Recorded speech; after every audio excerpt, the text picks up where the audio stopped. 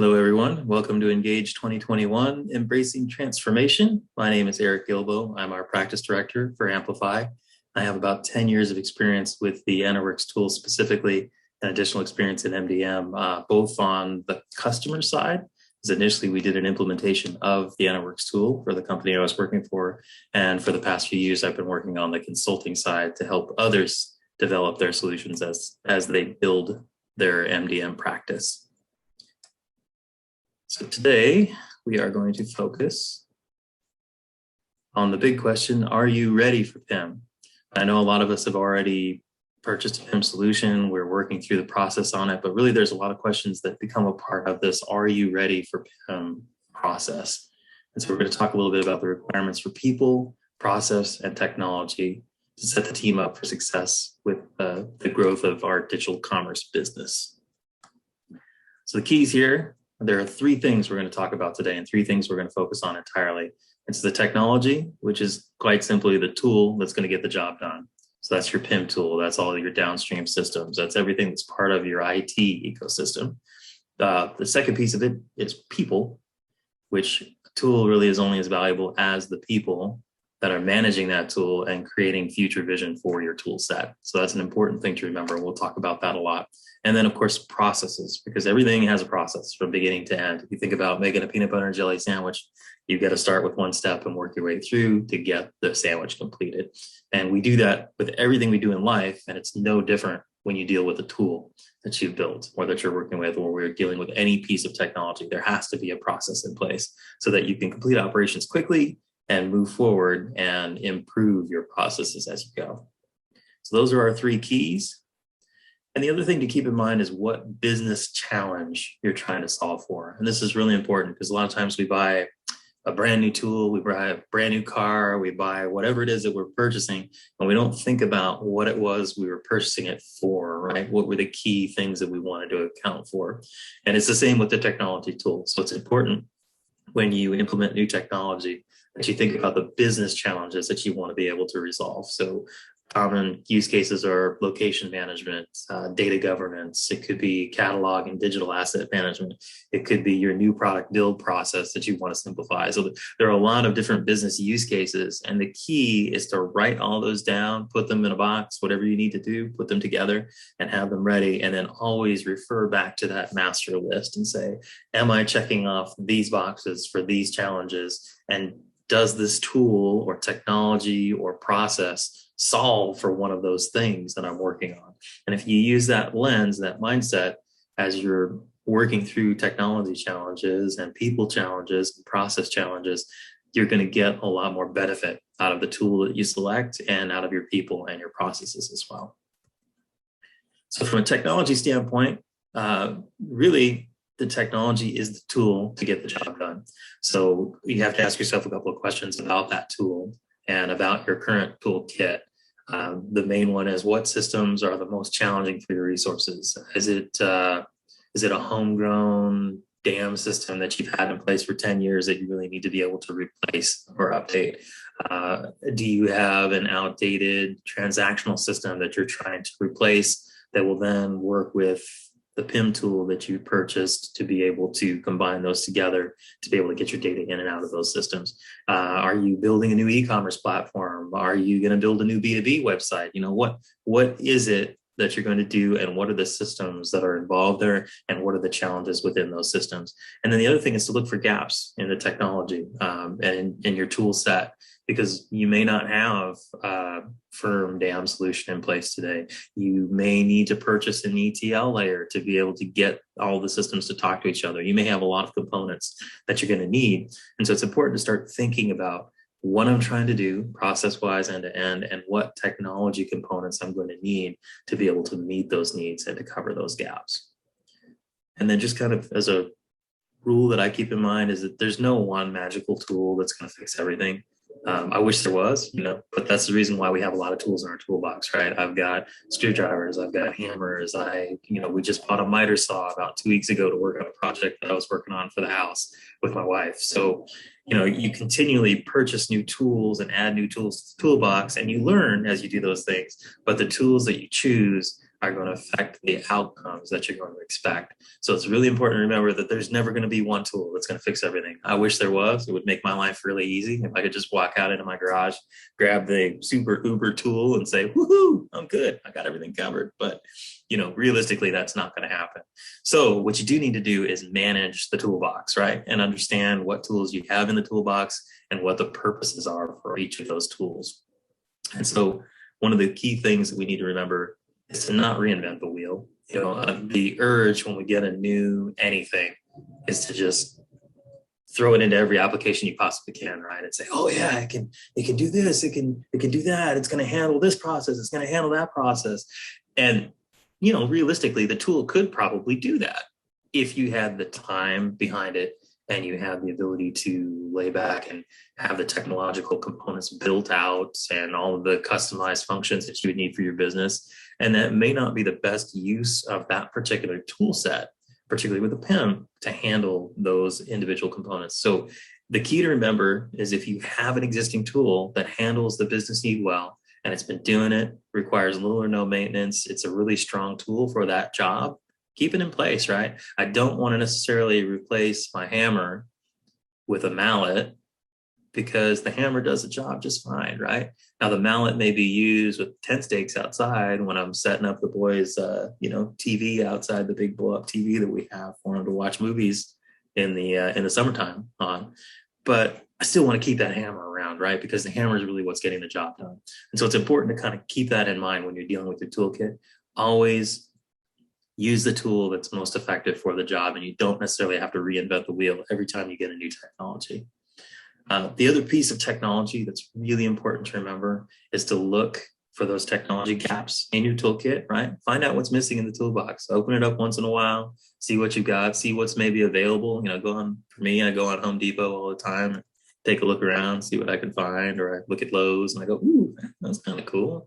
And then I try and find a use for that tool, right? Because I don't want to necessarily go out and spend the money on it if I don't have a use case for it. But always look for those gaps in the toolkit, find what you can find, and then evaluate the tool set and see if the PIM system can resolve it, because you could have a very good use case for adding a component to your PIM tool. Maybe you have a vendor use case that you want to add on to, and you had product with phase one, and now you're really starting to realize that there's a lot of vendor information that really could be managed inside a PIM tool, and it's a very easy use case to work from, and it makes sense for your business. Yes, build it in there, right? Expand the toolkit and use your existing functionality that you have and use everything that you build in phase one to solve the problem for phase two and as you move on. But always look for those incremental improvements.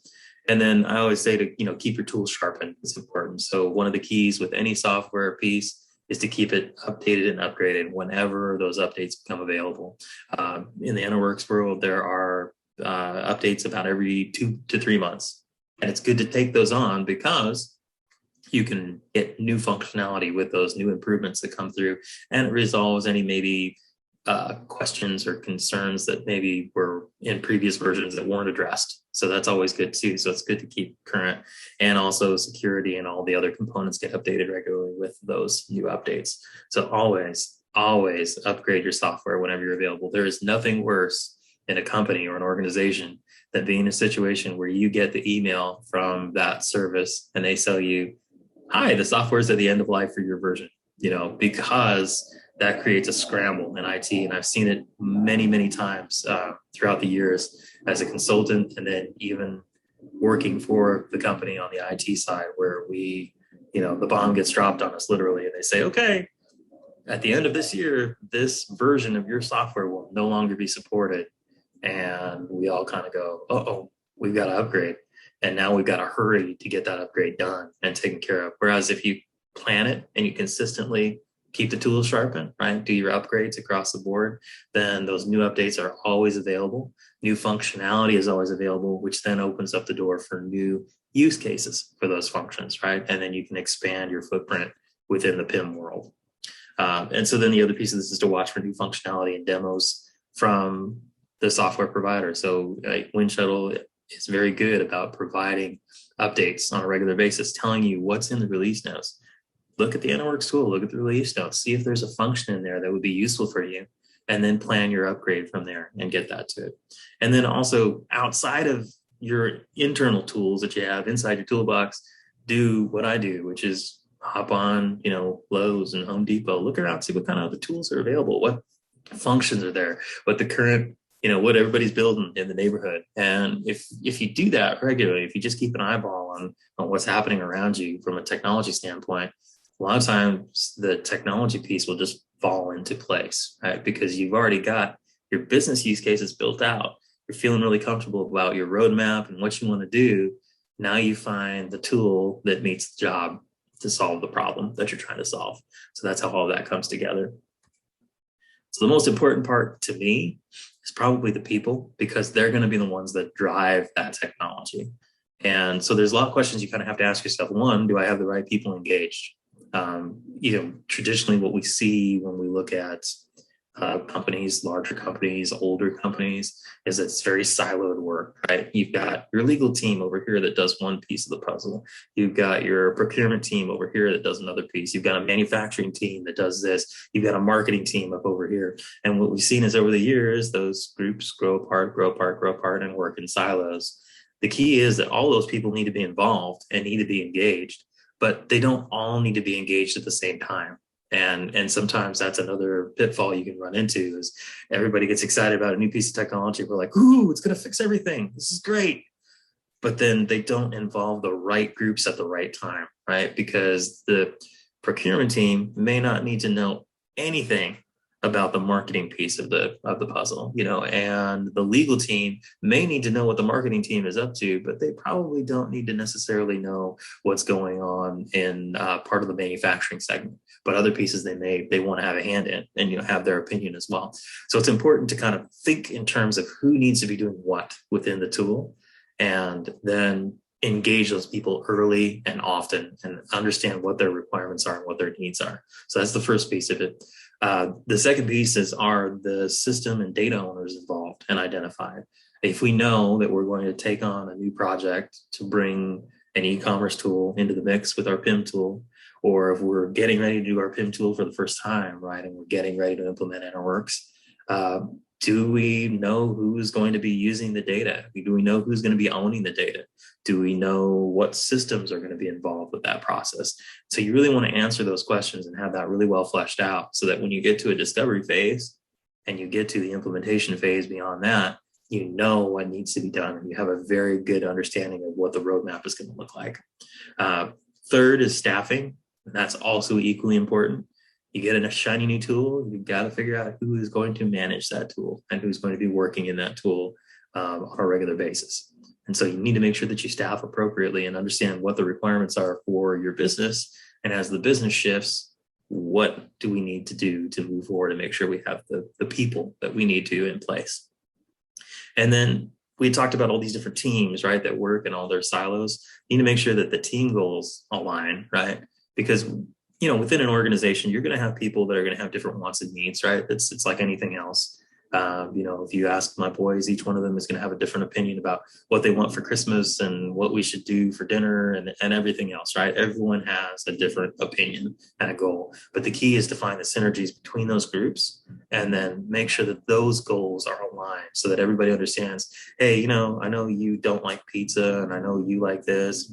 I know maybe you like to go for Thai food.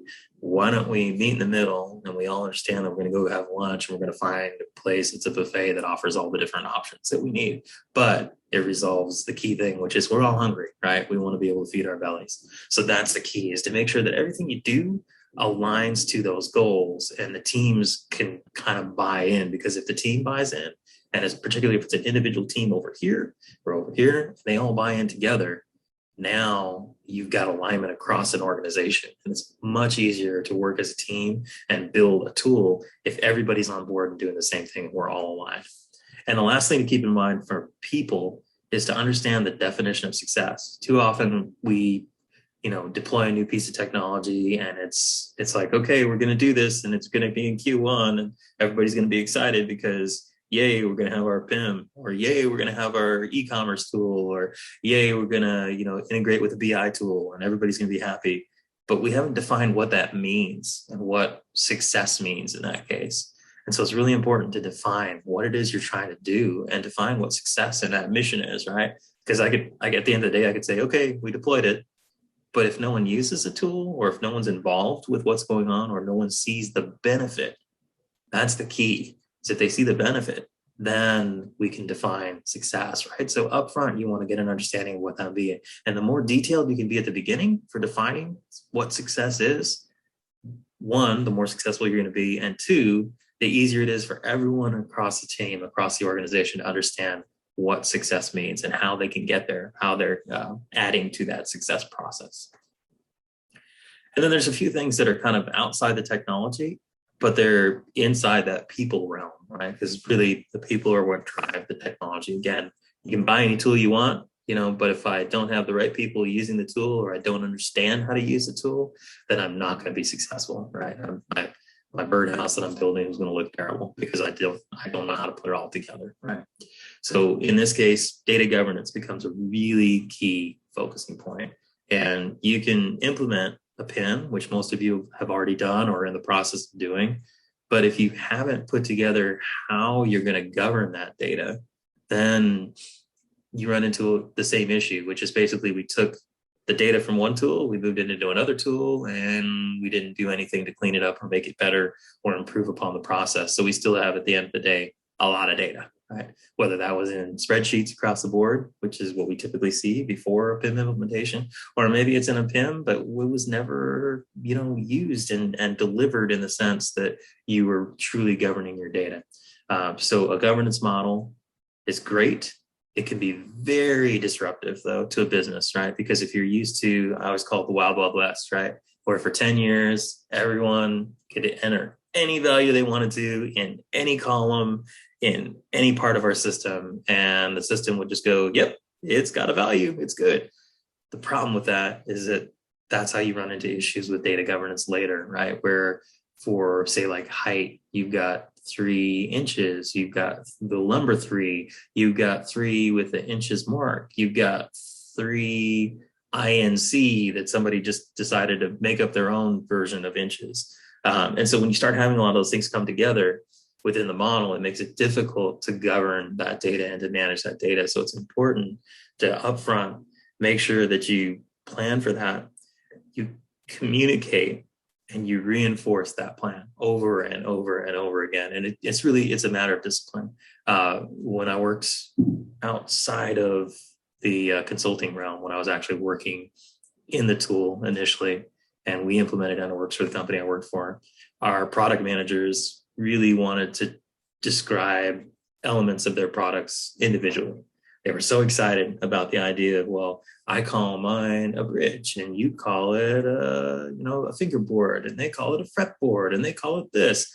And what we started to see was that each product manager across each product line had a completely different vision of what they wanted that information to look like, which was great. Be original, be great, but it's not great when you're trying to send a message downstream to a consumer of one concept, right? And what it is. So at the end of the day, a bridge is a bridge is a bridge. A fingerboard is a fingerboard. It's not a fretboard. It's not a neck. It's not a this. It's not a that. So we had to agree to one decision. And so one of the hardest things to do initially was to sit back and say, okay, I know for 25 years, you guys have been able to just do what you want with your data, right? Because it's your product. You own it. You're still the owner. You still own the product, but we have to manage that data in that component. And so that becomes really important. And it takes time, it takes a lot of effort, and it takes a lot of discipline to get to that level. But once you're there, then at that point, your people start to grow and they start to understand and they start to reap the benefits of that standardized data model. The second piece that we'll talk about here is the roadmap. And that's equally important because if we don't know where we're going, if you don't have a map to where you're going to go, you're going to get lost, right? And the key elements are going to get lost in the shuffle. So it is important to say from day one, here are the 5 things or the 3 things that we want to be able to do. I usually try and go with 5. And I say, okay, these are the 5 things that I want to accomplish here within the next 2 years with this tool and why they're beneficial, right? And then understand what we're going to need to get to those 5 points and to complete them all and be successful with each one. And if you do that, then everyone is driving towards those same 5 goals over the next 2 years, and they understand it, and you beat them over the head with it if you have to within your corporation. But once they understand that, then it's really easy, right? Because then everybody knows, oh, we're going to implement PIM, we're going to integrate it with Salesforce, we're going to then integrate it with our BI tool. We're also going to go for an international expansion into, outside of our North American group. And, oh, we've got 5 subsidiaries that are coming in 2023 that we're going to bring in, right? So now you have your roadmap for those are the things we need to do. So then you can ask the questions to get to those roadmap elements, right? You get your directions. That's really the way you think about it. If I'm trying to get from here to Poughkeepsie, I'm going to need to know how to get there, and I'm going to need to get directions at each step. But at least I know I need to get from here in Arizona all the way to Poughkeepsie, right? So I know that that's my path over the next, 48 hours or however long it's going to take me to drive that route. And then the last piece of this is change management. And this is sort of a soft skill, I guess would be the way to describe it, because anytime you introduce a new tool, there is change involved, right? And traditionally what I've seen is in older companies, especially, you've got groups of people within those silos that we talked about, the different groups that have worked in the same position for 20 years. They worked in the same position for 30 years. They worked in the same position for 15 years. And by doing that, you get into a rhythm for how you like to do things, right? It's like anything else. If I play guitar, there's certain chord structures that I like because I'm comfortable with them, and that's the way and that's my style for playing guitar. If I ride bikes, there's a certain type of bike that I like and a certain route that I like to ride because that's what's comfortable for me, and I'm really good at it, right? I get very focused at it. The problem is that when you try and change that up and you say, now we're going to do this instead, as people, we go, whoa, you're trying to change me? You're trying to change me, but I'm me. I've done this for 20 years, man. I know what I'm doing. And that's fine. That's great. 20 years of experience is 20 years of experience. And it's awesome that somebody has the 20 years of experience. But, and here's the big but, is that things change, right? Ultimately, processes change, technology changes over time, and the people need to change with it. And so it's very important to think beyond the technology tool and think in terms of change management and understand that you have to train this team, right? You have to prepare the team and give them the tools necessary, and you have to give them the training necessary within that tool to obtain long-term success through PIM and MDM. And so that is really the 3 pillars of that whole people concept that you kind of want to keep in mind. So the question comes up, am I ready for this, right? Am I ready for PIM? Am I ready for this new step? And there are a few questions you kind of have to ask yourself. One is, have you been messaging that information to the internal teams? Do they understand what a PIM is? Have you talked about why we're getting a PIM, or why we've already purchased a PIM, and why we've implemented and what we plan to do in the future, right? It doesn't have to be a brand new implementation. It can be an existing implementation. You can talk about where you want to go from there, but communication is key, and you have to communicate it through the entire organization. It can't just be the user groups that you're dealing with now. It needs to be the entire organization. And the reason being that you kind of say, hey, look at this shiny new tool we have, or look at this existing tool. This is a classic car we got here. We've had it out for a few years. We really got this down. But look at all these cool new features we just added. We gave a brand new paint job, and we just added some new performance wheels, right? Awesome stuff, right? And then everybody starts to buy into it. But if you don't communicate those things, then it tends to slide by and get in the background, because we all get busy with our workday and with our work life, and we don't have time to focus on it. Even if it is an important tool, we may not have the time to focus in on it. So it's important to message that to your entire group at every chance you can. Just evangelize, and make sure that they understand the importance of the tool and the importance of the process and the people behind it. And then training, you need to make sure that you have a formal training plan in place or program. Build it if you have to from the ground up. There are services that are available as well for training within the EnterWorks platform. So that is an option as well if you want to go that route. And then the key here for buy-in is really you have to have everybody on board, right? So you have to have the executives bought in and able to speak intelligently about what it is that you're trying to do. You have to have the data owners and the data stewards involved, and they have to be able to speak intelligently about what their processes are and why they're using this tool and the importance of the tool. You have to have standards in place that you can govern the data with. It's important to build a data dictionary so that anyone, anywhere within the company can understand how the tool is built top to bottom, right? And the reasons why you did that. And then data quality becomes important as well. That's a question to, not necessarily a requirement on day one to have a scorecard per se, but it's important to understand where your data stands at that point so you can move forward from there. And then the last piece is engagement. You need to know who owns the PIM program. And there should be one central ownership component, and then a steering committee and others that can kind of help with building the process and the people and the technology over time. So the last thing I kind of want to focus on here are processes. And so when we talk about process, it's really the application of technology and people within an organization. And the process is really the building block where people use the technology to streamline their work, right? So we're kind of building everything all together. You're involving people, you're involving technology, and you're involving them through a process. And that's really the key on this. And so it's important to have established and documented business processes, right? It may not be in your tool yet. You may not have built it into the PIM. So EnterWorks may not be running your workflows end to end on day one. But if you understand your business process, then it's very easy to take that documentation and convert it into any tool, particularly EnterWorks with the EPX engine. And you can build your workflows from there, right? And understand how the workflows will work because you've documented why you're doing it. It's the process that you run on a daily basis. So a few key questions around process. Are your current processes defined and documented? That's number one. Always make sure that if you've got a process that runs that anyone is doing within your company, that you attempt to document it, because you never know if that person is going to leave.